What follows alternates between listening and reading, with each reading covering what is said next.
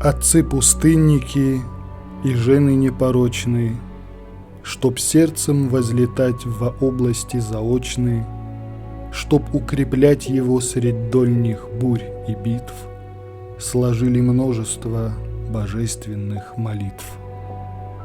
Но ни одна из них меня не умиляет, как та, которую священник повторяет во дни печальные Великого Поста. Всех чаще мне она приходит на уста и падшего крепит неведомою силой.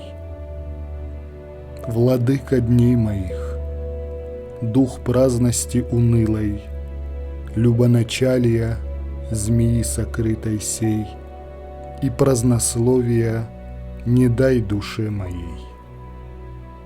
Но дай мне зреть мои, о Боже, прегрешения.